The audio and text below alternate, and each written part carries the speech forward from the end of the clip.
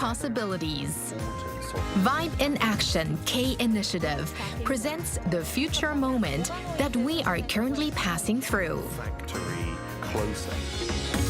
Explore the charm of K-beauty, beauty on and off. We take to the streets to hear about daily beauty routines, get hands-on experience, and share honest reviews. A lively K-beauty expedition for both newbies and pros. Learn and experience K-beauty with two idol stars on a mission to find their own styles.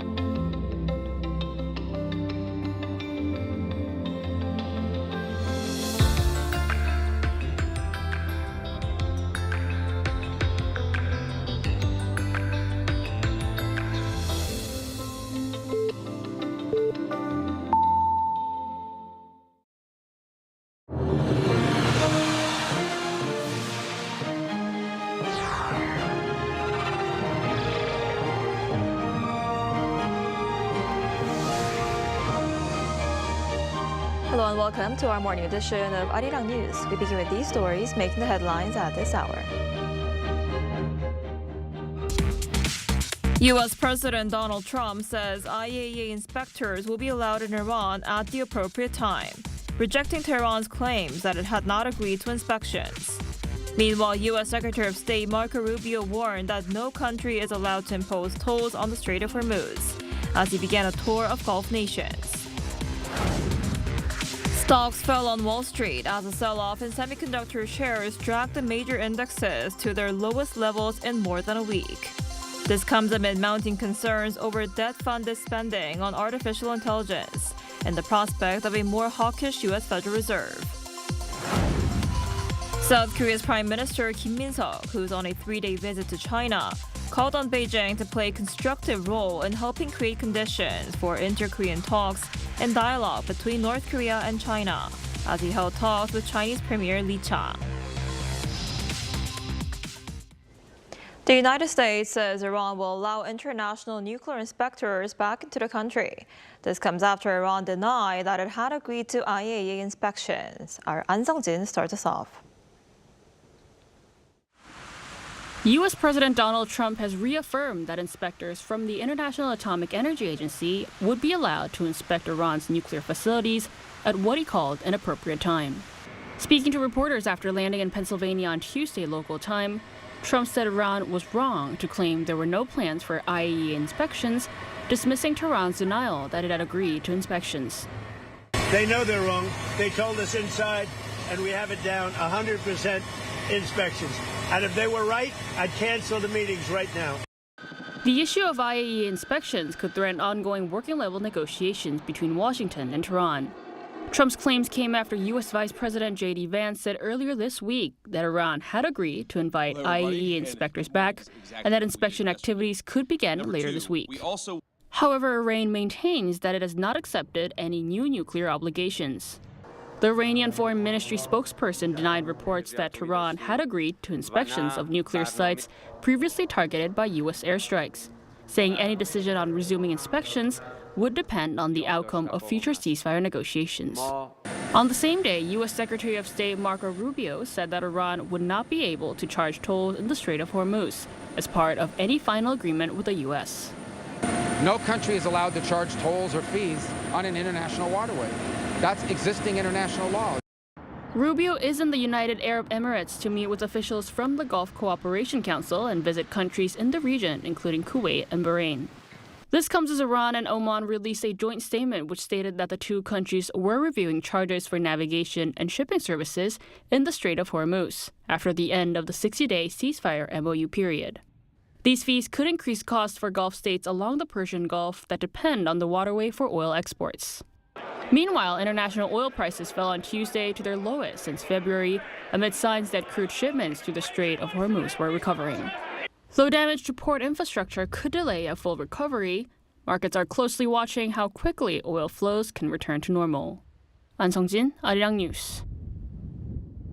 And South Korea's President Lee Jae-myung has urged the government to stay on high alert despite the U.S. Iran ceasefire, maintaining emergency response measures and reviewing an extension of fuel price caps and tax breaks.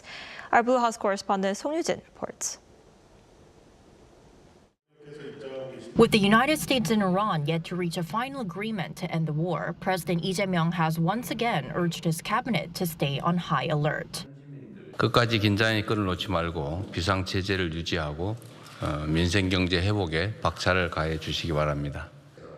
Chairing a cabinet meeting on Tuesday, Lee proposed extending the government's fuel price caps and fuel tax cuts, citing high oil prices and inflationary pressure.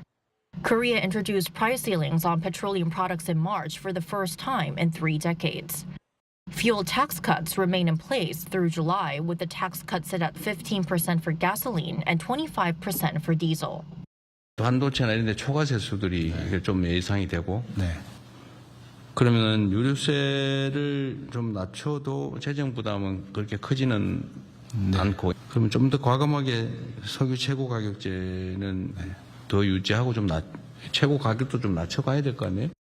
Refiners are currently prohibited from selling gasoline above 1,934 won per liter, roughly $1.26, and diesel above 1,923 won, or $1.25. Looking beyond the immediate crisis, Lee said the war in the Middle East has exposed structural vulnerabilities in Korea's economy.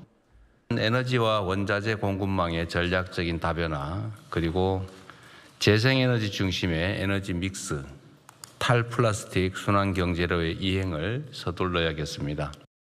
The Foreign Ministry says it will strengthen supply chain cooperation with resource-rich regions outside the Middle East, such as Latin America and Central Asia. Meanwhile, the Finance, Industry, and Climate Ministries are reviewing measures to accelerate investment in solar power, wind energy, batteries, and electric vehicles. The president called on officials to work with greater precision, speed, and initiative to turn these goals into reality. He reiterated that the way public officials carry out their duties directly affects the lives of the people. Song Yoo-jin, Arirang News. Wall Street saw share prices tumble on Tuesday as a sharp sell-off in semiconductor stocks sent the Nasdaq and S&P 500 to their lowest levels in more than a week. Investors grew increasingly concerned about mounting debt-funded AI spending and the prospect of a more hawkish Federal Reserve. Our Lee Seung-jae has more. U.S. stocks closed sharply lower on Tuesday, with the Nasdaq and S&P 500 falling to their lowest levels in more than a week as a sell-off in semiconductor shares rattled investors. By the closing bell, the Dow Jones Industrial Average slipped 0.09%, while the S&P 500 fell 1.44%, and the Nasdaq dropped 2.21%. The Philadelphia Semiconductor Index plunged nearly 8%, while the S&P 500's technology sector dropped 3.7%. Major chip and AI-related stocks led the decline. Nvidia fell more than 4%, Alphabet lost 1%, and chip makers including Intel, Marvell Technology, and AMD dropped between nearly 6 and 9%. Investors are increasingly questioning the sustainability of massive AI-related spending, particularly as major technology companies continue to raise debt to finance data centers and infrastructure projects. SpaceX, which recently entered the public market, has also tapped the bond market to raise capital. Its shares managed to rise 1% after 3 straight days of losses. Meanwhile, memory chip makers Micron Technology and SanDisk, two of the market's strongest performers this year, each plunged about 13%. Investors are closely watching Micron's earnings report due Wednesday for clues about the outlook for memory chips and the broader AI sector following this year's powerful rally. South Korean stocks tumbled nearly 10% on Tuesday as foreign investors sold major technology shares. Samsung Electronics and SK Hynix both fell over 12%, reflecting growing concerns over the semiconductor sector and the future pace of AI-driven growth. 이 승재, 아리랑 뉴스.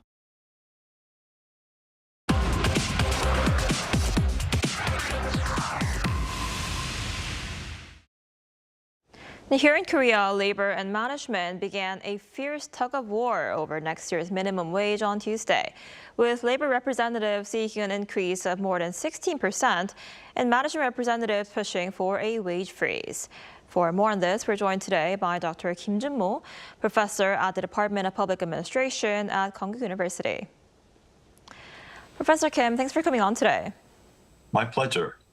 So this wide gap between labor and management is expected to make negotiations very challenging.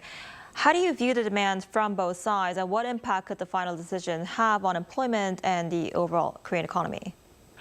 The two hot issues on the table have been, first, whether we can have sectoral difference in the minimum wage, and second, how steep can we increase minimum wage? The first issue did not get consensus at previous sessions, so last night's session was on the increased rate. Labor side claimed 12,000 hourly wage level, while business side showed about 10,301 level. So there was huge difference. And since they didn't get the settlement, future sessions will reach the settlement anyway. And when the settlement is made, the minimum wage level will be higher than the existing level. So as an aftermath, small business owners, low profitable service sectors and firms will be quite cautious in hiring. And as a secular trend, they may introduce more machines at an increased velocity. So the fundamental issue is how we can boost the productivity level of the Korean economy itself so that minimum wage discussion will be less burdensome. Right, and the EU administration has been working to tackle inflation. So how should the government balance its goal of raising workers' incomes with its commitment to stabilizing prices? In general, increasing minimum wage complicate the inflation control, but there are bigger triggers of inflation, namely international wars and supply chain issues, U.S. interest rate hikes, domestic investment and productivity growth issues, domestic money supply and fiscal policy. All these factors are big triggers of inflation. So taking this as a backdrop, because we had minimum wage issue for some time, so this is not a direct hurdle. Rather, the increased speed, the speed of increase in relation to other economic factors would be critical. I see. And how does South Korea's minimum wage compare with other major economies? In fact, Korea's minimum wage level is not that low.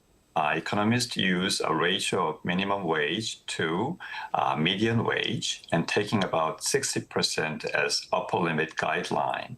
So in this figure, G7 country average is like 49%, while Korea's figure is already at 60% level. So it's not that low. And if you look at the real tax rate for this income bracket, Korea has 11%, comparable to 14% of France, much lower than that of Germany that has 30%. If labor side argument of 12,000 won minimum wage rate had been accepted last night, it could translate into 2.5 million monthly wage, and that can be converted to nearly 20,000 US dollars, reflecting foreign exchange rate right now. So it is higher than that of Germany, Japan, and Canada, lower than UK and France. So our level is never low at this moment. So the conclusion is how to boost and maintain and sustain the productivity level of Korea. That will be the key issue. Right. And meanwhile, political debate continues over raising the retirement age with labor unions increasing pressure on the government and the ruling party to move forward with legislation. How do you view this debate? It's a hot potato. Not only raising the retirement age, but also offering more job opportunities to younger generation, 20-30 people, is urgent. One interesting observation is that raising retirement age has a strong labor union backups, while the younger generation issue is not concerned or less strong backups by labor union.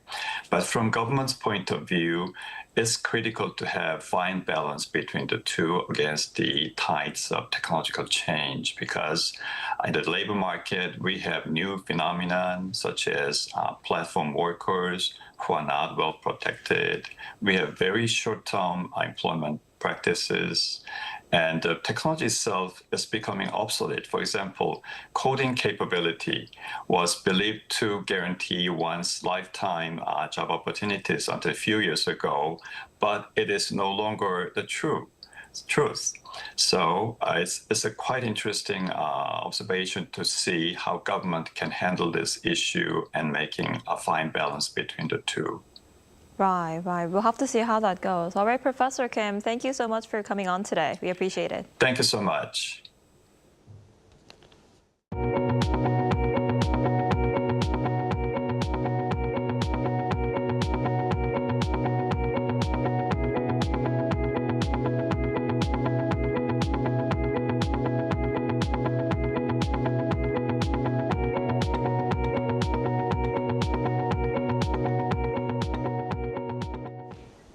South Korean Prime Minister Kim Min-seok held talks with Chinese Premier Li Chang in Dalian on Tuesday as part of his three-day visit to China. The two discussed ways to deepen Seoul and Beijing's strategic cooperative partnership across politics, the economy, culture, and people-to-people exchanges. Kim expressed hope that China would play a constructive role in helping create conditions for inter-Korean and North Korea-U.S. dialogue, with both sides agreeing on the importance of working together to maintain regional peace and stability. Kim and Lee also shared the view that high-level exchanges should continue, including on the sidelines of the APEC leaders meeting in Shenzhen this November. This marked the first prime minister-level meeting between the two countries since 2019. On Wednesday, Kim is scheduled to deliver a special address at the Summer Davos Forum in Dalian. North Korea says it has officially commissioned its new 5,000-ton destroyer, the Choe Hyon, in what Pyongyang says is a major step forward for its naval modernization efforts.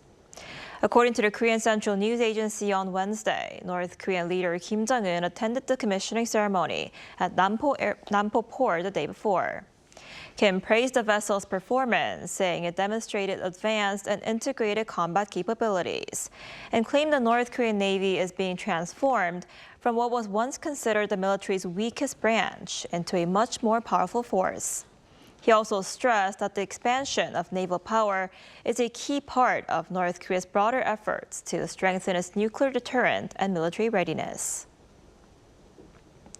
And staying in North Korea, during a key ruling party meeting, North Korean leader Kim Jong-un reaffirmed his commitment to strengthening the regime's nuclear arsenal while stepping up criticism of South Korea and overseeing a major reshuffle of senior party officials. Our Kim Bo-kyung reports. North Korea has once again reaffirmed its commitment to expanding its nuclear arsenal. According to the Korean Central News Agency on Tuesday, the ruling Workers' Party of Korea convened the second plenary meeting of the Central Committee for 3 days on June 20th to review the progress of decisions made at the 9th Party Congress in February. Presided over by leader Kim Jong-un, the meeting emphasized the regime's commitment to expanding and strengthening its nuclear forces and fully exercise its self-given status as a nuclear-armed state. Kim further ordered an increase in powerful defense assets without pause, with a goal of dominating the world, and to proceed with the construction of a 10,000-ton strategic guided missile cruiser. On foreign affairs policy, the North again labeled the South as its most hostile state and criticized this month's South Korea-U.S. nuclear consultative group meeting, claiming the allies are expanding their military capabilities, including through Seoul's pursuit of nuclear-powered submarines. Regarding the plenary meeting, a unification ministry official noted that an unusually large share was devoted to national defense and foreign affairs. An expert agrees, adding that while the message towards South Korea remains in line with the two-state policy, its hostility has intensified. He attributed this to the war in the Middle East. Unlike everywhere else, North Korea feels an exceptionally high level of security threat. So the need to justify strengthening its military capabilities by pointing to external threats is growing. Meanwhile, there was a major leadership reshuffle, with Choe Hyon-class elected secretary of the party's Central Committee while removing Kim Jae-ryong. The same expert explained this reshuffle is to root out corruption. It appears that the party felt the need to strengthen its control over the military by raising early awareness of the level of corruption within the armed forces. The meeting also highlighted coal as a strategic sector, calling for a nationwide overhaul of mining communities for broader economic development plans. Kim Bo-kyung, Arirang News.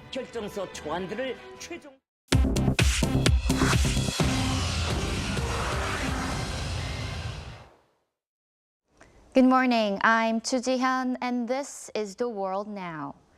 In France, 40 people have drowned over the past few days while trying to cool off from the punishing heat wave affecting much of Europe. French Prime Minister Sébastien Lecornu said on Tuesday that most of those who drowned were young people who had gone into rivers or canals to escape the heat. The country logged its hottest day on record on Tuesday, with one southwestern town hitting 44.3 degrees Celsius, and red alerts now cover more than half of France. Paris closed the Eiffel Tower early, and operators shut a nuclear plant after the river meant to cool it grew too warm.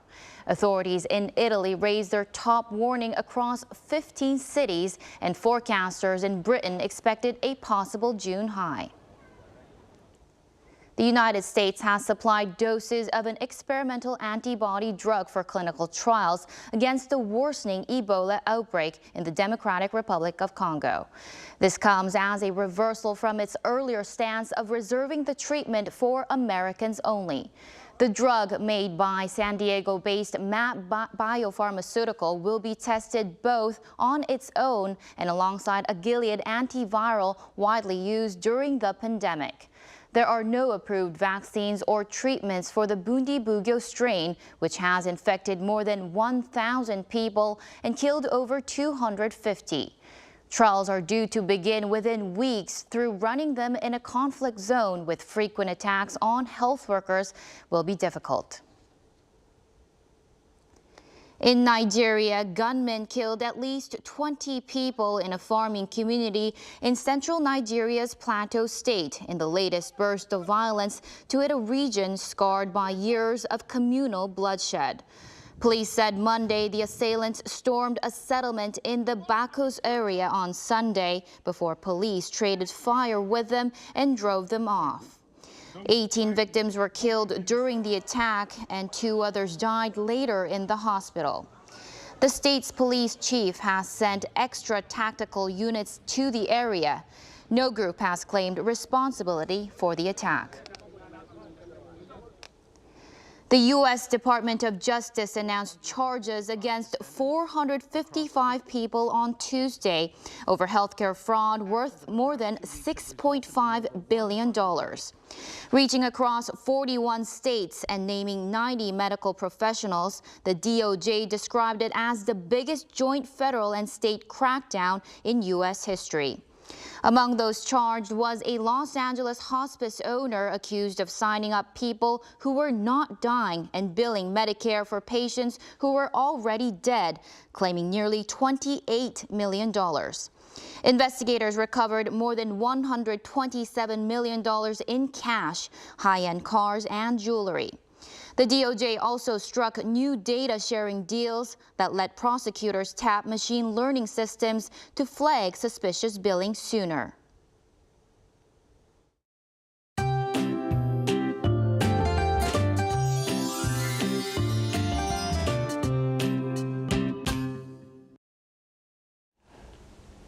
While the West enjoys warm summer sunshine, the South and East remain under gray skies with some rain of 5 to 10 millimeters in the forecast. However, Busan and Ulsan will see heavier showers with up to 30 millimeters.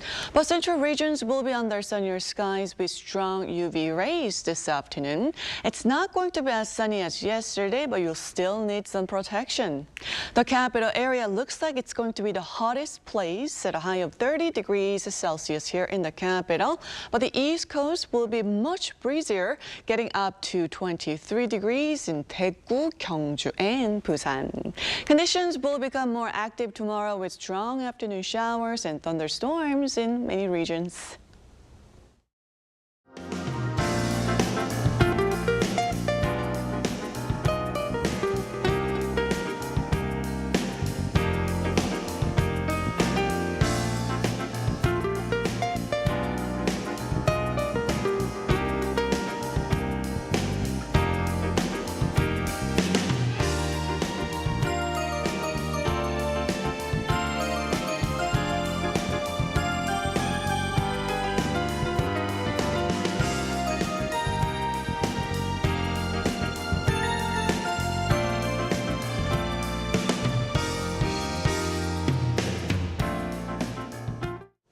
That's all we have for this morning. Arirang News will be back at noon Korea time. Thanks for watching.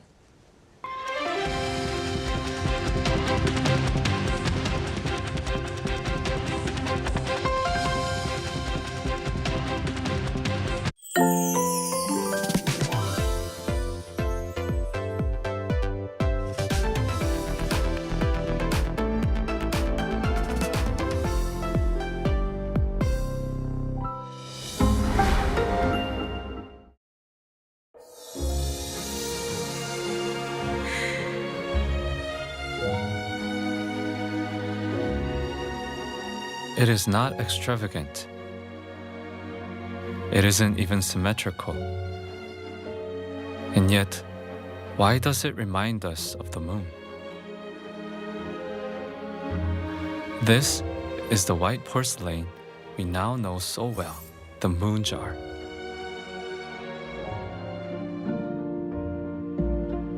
Stripped of all decoration with its milky glaze, its imperfect, rounded curves and proportions resemble a full moon hanging in the night sky. Or perhaps it is the familiar name moon jar that leads us to think of the moon. But did you know it once had a different name? In the Joseon era, this jar was simply called 백항, meaning a white jar, or 백대항, a large white jar. So how did this simple white jar come to be seen as the moon? The master of abstract art, Kim Han-gi, was so fond of white porcelain that he even collected it. According to a memoir written by an antique dealer he frequented, it was after Korea's national liberation that Kim Han-gi began collecting ceramics, and he grew particularly fond of one white jar, naming it the moon jar. It was his close friend Choe Sun-woo, former director of the National Museum of Korea, who popularized the name. Through a newspaper column, he formally used the term moon jar, and it has since become the accepted name for this cultural heritage. The moon jar, like an old friend, comforting, like a mother's embrace, warm and gentle. What moon lingers in your heart tonight?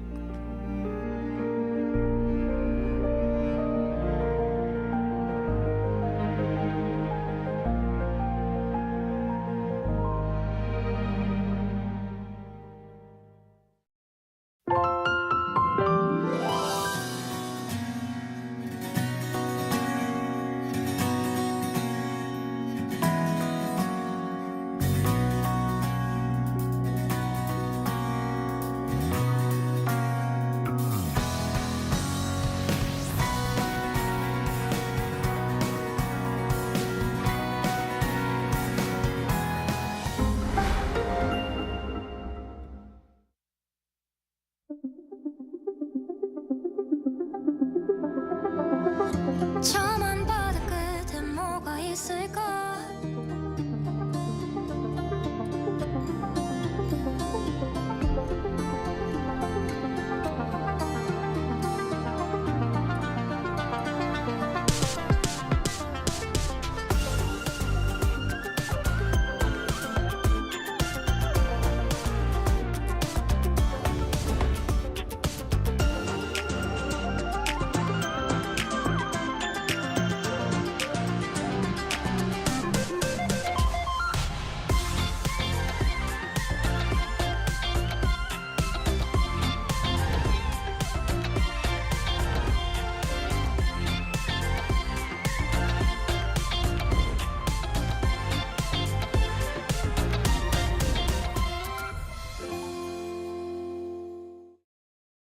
The Korean wave is drawing more fans from all over the world. Local consumer prices continue to hover at the 2% since rate in April. Turning to robots to allow the visually impaired the chance to better indulge in cultural experiences. Like the number of hybrid cars are registered in South Korea has surpassed 2 million using its locally developed Yuri rocket.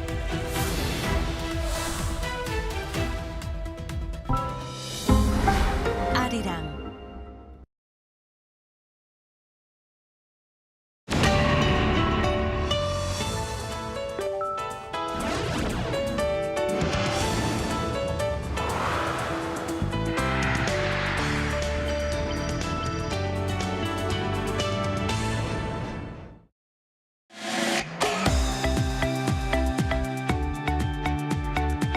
We're here to bring a new type of news show. New insights, new styles, and new topics every day. We are News Generation. Bringing news just for you. It's Wednesday, June 24th here in Seoul. I'm Lee Soo-jin, and this is News Generation. Joining us today is Kyle. Good to be here. Good to have you, and also Kim's with us. It's great to be back. And both are here to speak on behalf of people in their 20s and 30s. So we're now right in the middle of the work week, and maybe you could use a little help getting through the rest of it. So with AI and robotics advancing fast, let's imagine having the perfect helper by your side. So Kyle, to kick off our discussion today, what kind of robot assistant would you ideally like to have? So if there were AI-powered robots that can think themselves, I would love to have them work for me and generate some side incomes. Since my current job doesn't involve manual labor, so they wouldn't be able to help me me with my work directly, but I would never say no to extra back. So there's so much we could do if physical AI advances. Like honestly, these businesses already exist today, but it would be amazing to use robots to like automate delivery services, run building cleaning operations, or manage robot taxi to create steady stream of revenue.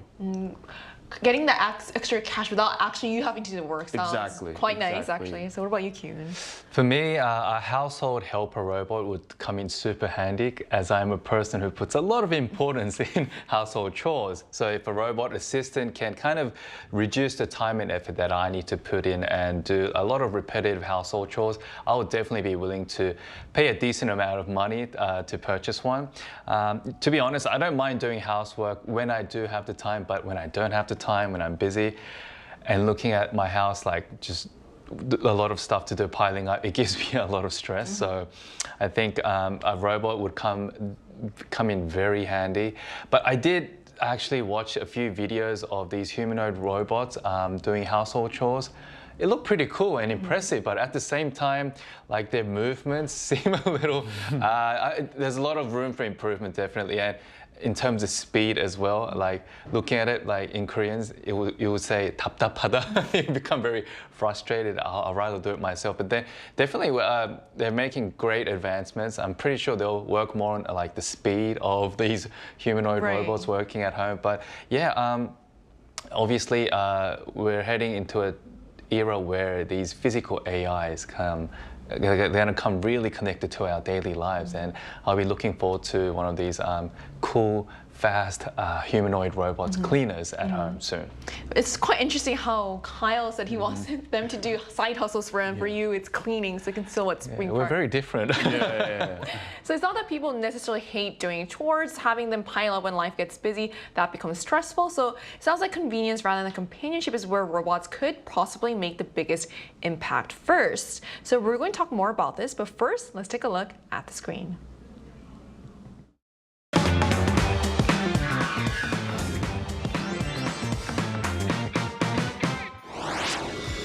It's clear that the rapid rise of AI is already reshaping life as we know it, changing the way we work, communicate, and even think about what's possible. And many now say the next phase of the AI hypercycle will be humanoid robots. Machines designed not just to process information, but to move, act, and interact in the physical world much like humans do. Today on News Generation, we take a closer look at the fast-moving development of real-world humanoid robots, whether robots could one day replace humans, and what life might look like in a humanoid robot era. Just as we saw in the video, what once felt like science fiction is quickly becoming science fact. So first, how quickly can our humanoid robots becoming a reality? Because it seems such a faraway concept. It did, but what seemed like a distant future could now be just a few years away, looking at the rapid advancement of robotics. Now, according to the Korea Institute of Machine and Materials, which is under the National Research Council of Science and Technology, the era of physical AI, where artificial intelligence was just seen through screens, producing text and images, is now moving on to an era where we see physical AI, so these artificial intelligence taking the form of a physical body. In fact, Tesla's Optimus and Unitri's G1 are actually on their way to achieving mass-produced models where they can be immediately deployed in factories and warehouses at a fairly affordable price, which is around $20,000 US. Now, I said fairly affordable, but it's still very expensive. But they are now actually capable of just sorting parcels in factories, picking up trash, or even like heavy luggage. In fact, we're seeing robots who are now able to run marathons and even 100-meter sprints under 10 seconds, which is only a few milliseconds away from the world record of Usain Bolt, which is 9.58 seconds. So these are just amazing things. Like even the things that we saw on the screen, we see robots boxing or even dancing to music, choreography, things like that. So things that we didn't really imagine a few years back, it's becoming reality. And just, who knows, a few years down the track, we'll see even more like human-like robots in our lives. Right. So especially considering how recently these technologies were considered futuristic. All of this is quite impressive. And obviously Korea-U.S is hoping to be a major player in this race. So what role is Korea aiming to play in the role of humanoid robots? So right now, Korea is moving very fast to become a top leader in the global humanoid race by shifting from laboratory research to real-world business. So according to the government's new K-Moon projects, like K as Korea, and the moonshot is like discovering a new world as like Apollo projects back in the day.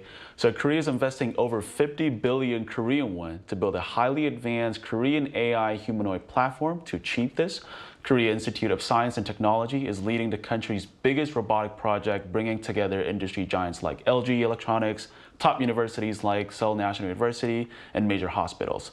So instead of just making robots for tech shows, Korea focuses on practical use every day. By 2029, they plan to deploy about 20 advanced humanoid robots directly into real hospitals to help with medical and caregiving tasks.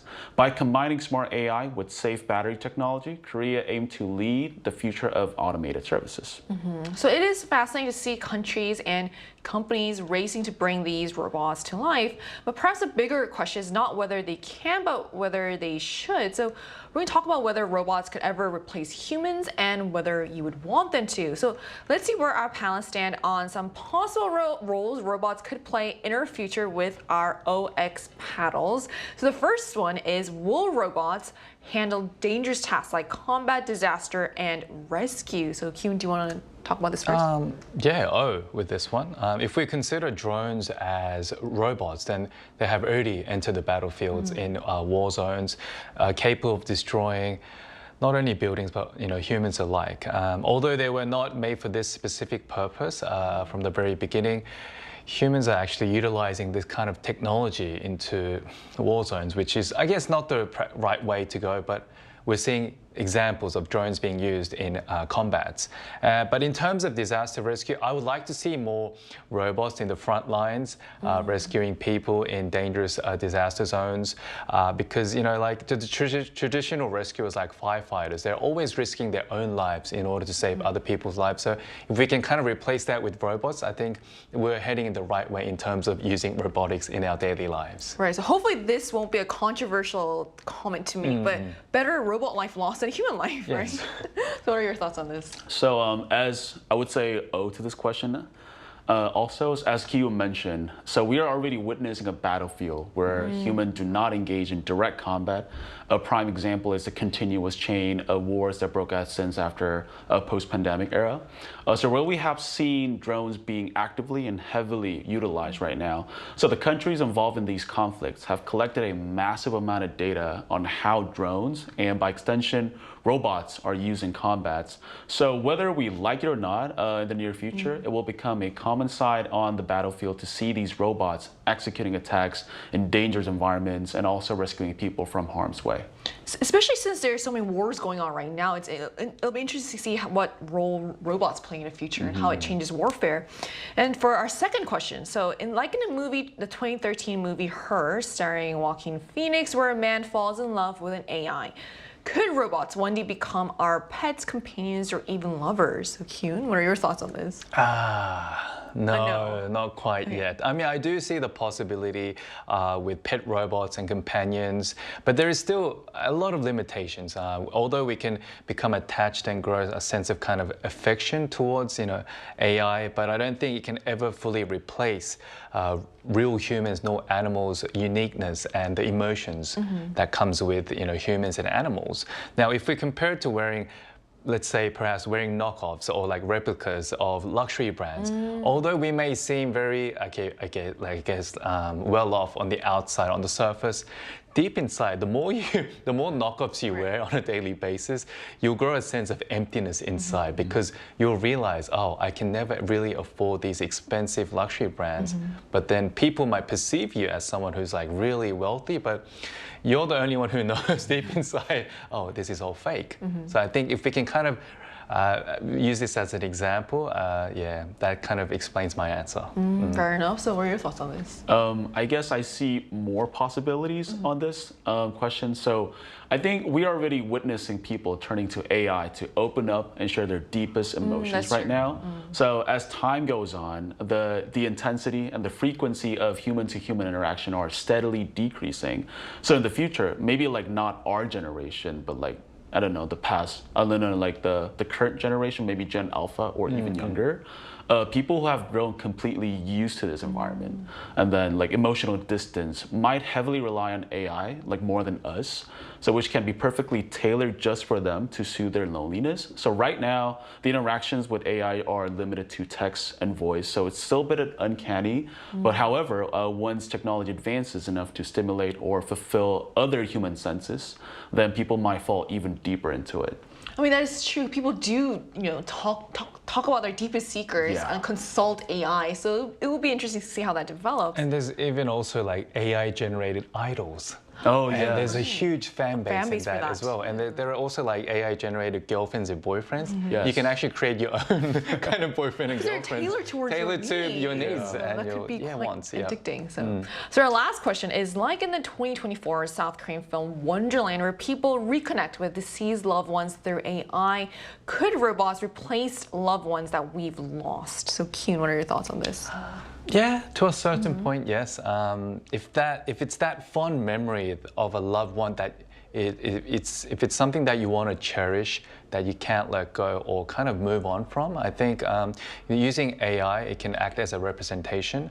Now, through deep learning and database, the image of the deceased can seem quite real, and in turn, it can help that person to kind of overcome their big loss. And I actually saw a documentary where a person was going through a similar situation with, I think she lost her son, and what they did was they created AI-generated form of her son, and she was actually able to see and kind of interact with her deceased son. And she said she felt a big sense of comfort through actually seeing her son through those screens. And I thought, oh, maybe there is kind of a possibility of one person being able to keep that memory of a deceased loved family. And I guess there is a possibility, but for me, I'm not quite sure yet, so that's why I said it to a certain point, yes. I know you said earlier that you're not really sure whether AI could become like a companion, but I guess for this, because it's someone you've actually known before. So I think that would make it's kind of different, because if you've known someone, especially a family member, and someone you cannot really forget for the rest of your life, you want to keep that memory. Using AI, I mean, that could definitely help through what we've seen in that movie. Right, so what are your thoughts on this? I have a different view on these questions, because I believe that there's a massive line between creating an AI girlfriend that like purely fictional character and the replicating a real person who actually lived before. So when using AI to interact with the deceased loved ones, there's a chance that the AI will act or speak in a way that completely contradicts the person's true belief or wishes in life that they had before. So I see this as a serious moral problem. So if living people can just tweak and adjust a deceased loved one's traits however they want to suit their own needs, it stops being a tribute. It feels like an insult to their memory. I think for that, for sure, I guess that there is a very strong ethical side that we have to consider for that. So it seems there's broad agreements when it comes to robots taking on dangerous jobs. So once they start entering our emotional lives, that's where opinions really begin to diverge. So whether as companions or even stand-ins for loved ones we've lost, the closer robots get to being human, the more complicated the questions become. And that's why we also wanted to hear directly from our viewers. So we ran a poll on the IAEA News YouTube channel asking, if highly capable robots become available, what kind would you want? And here's what the results showed. So nearly 3/4 of respondents, or 73%, chose a robot that could handle household chores. Another 14% said they would prefer a personal assistant robot, while 8% opted for a cute companion robot. And just 5% said they would want a robot that provides emotional support, suggesting that people are currently more interested in practical help than emotional companionship. So what's striking for me personally is that practicality still outweighs companionship when it comes to robots, and it appears most people want robots to take chores off their hands, not take over their relationships. And to get a deeper perspective on this, we're going to be joined by someone working in the field of physical AI who will soon begin his PhD in humanoid robotics. And that conversation will take place right after the break, so don't go anywhere.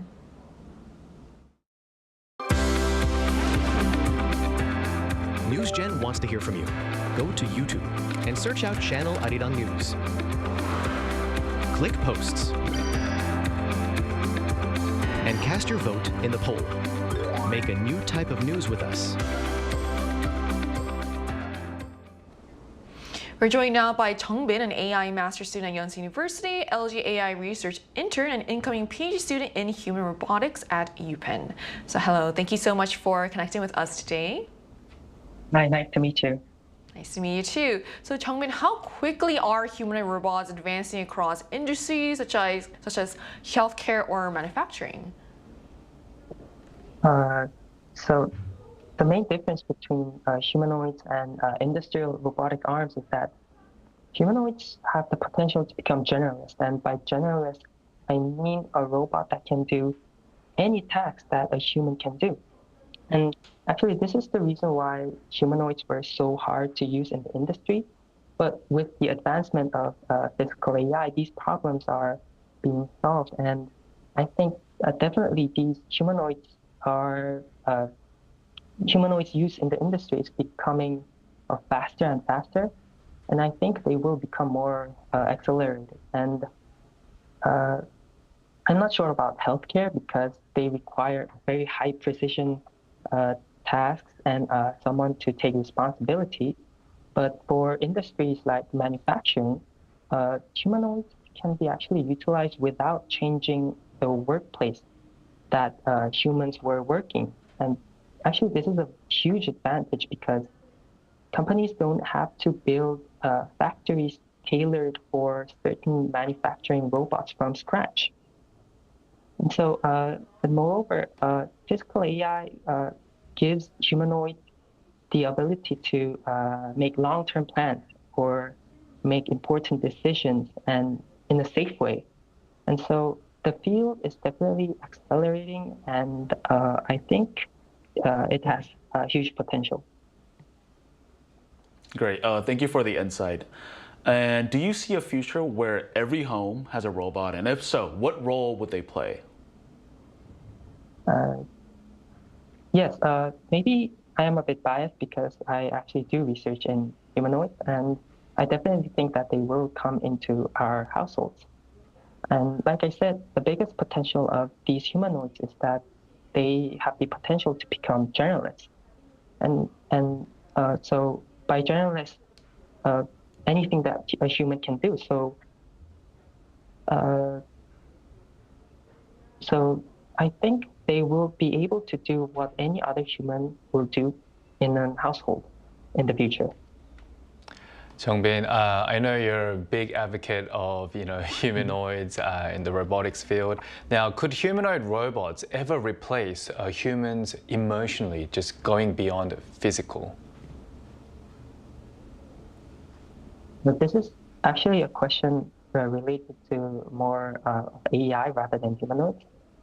And this is actually a very important question in the AI field right now. Can these AI give emotional support just like humans? And in my opinion, I think they could. And the reason is because if you look at recent reports that analyze the use case of these chatbots, one of the top ranking use cases are emotional support. And even I use them for when I have fight with a friend or something like that. And these models, they only try to simulate human conversation, not really experiencing emotion. But I think it turns out that simulating human conversation is enough for humans to feel emotional support. And because these models will become the brains of these humanoid robots, I think humanoid robots do have the potential to become, to provide emotional support to humans as well. But I don't think they will replace humans completely.